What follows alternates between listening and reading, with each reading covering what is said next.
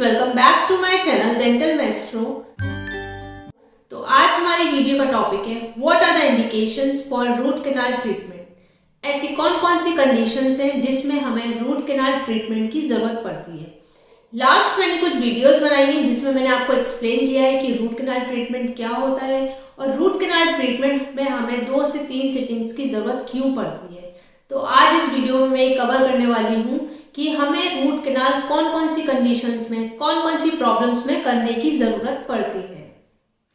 क्या आप सिर्फ ये मानते हैं कि आपके दांतों में दर्द हुआ या बहुत ज्यादा झंझनाहट हुई, उस कंडीशन में आपको रूट कैनाल ट्रीटमेंट की जरूरत है? नहीं, और भी ऐसी बहुत सारी कंडीशंस हैं जिनमें आपको रूट कैनाल ट्रीटमेंट की जरूरत पड़ती है। तो सबसे पहली बात आती है कि यदि आपके दांतों में कीड़ा लग गया है और जो कि आपके दांतों की ऊपर की सतह से दांतों की नसों तक पहुंच चुका है और आपको दर्द कर रहा है, उस कंडीशन में आपको रूट कैनाल ट्रीटमेंट की जरूरत पड़ती है। जैसा कि आप इस फोटो में देख रहे हैं, आपके दांत में बहुत गहरा गड्ढा हो चुका है और वो आपको दर्द कर रहा है, उस कंडीशन में आपको रूट कैनाल कराना चाहिए।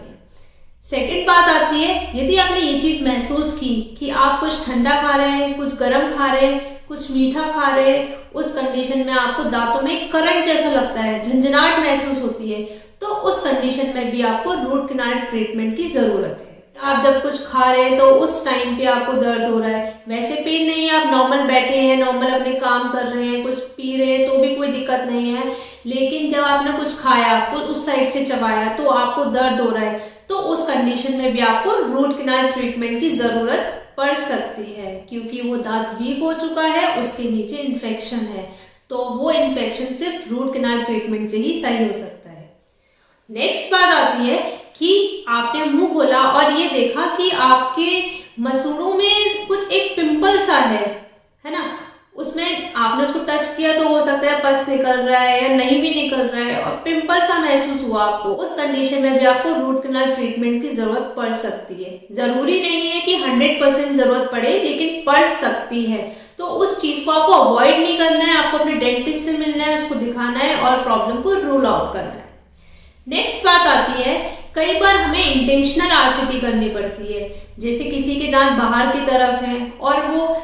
ऑर्थो ट्रीटमेंट नहीं कराना चाहता, वो दांत क्राउनिंग के थ्रू, कैपिंग के थ्रू अंदर कराना चाहता है, तो उस कंडीशन में भी हमें कई बार रूट कैनाल ट्रीटमेंट करना पड़ता है अपनी मर्जी से, तो उसको हम इंटेंशनल आरसीटी बोलते हैं।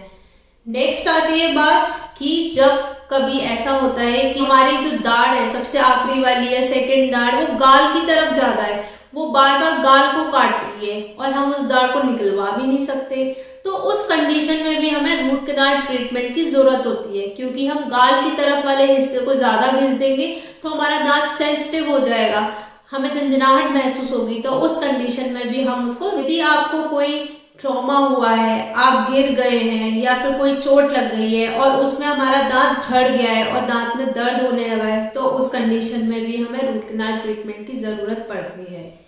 एक बहुत ही इंपॉर्टेंट बात, आपने ये महसूस किया कि आपका कोई पर्टिकुलर दांत है, उसका रंग बदल रहा है, हो सकता है वो गहरा पीला हो, काला हो, ब्राउन हो या फिर पिंक हो, तो उस कंडीशन में भी आपको रूट कैनाल ट्रीटमेंट की जरूरत होती है। वो दांत अपना पीला, लाल ये सब क्यों होता है? क्या होता है कि हमें कभी बचपन में या बहुत पहले कोई चोट लगी, उस टाइम कोई प्रॉब्लम नहीं हुई, लेकिन बाद में इसका रंग बदलने लगा, मीन्स वो रूट कैनाल ट्रीटमेंट करके बचा सकते हैं।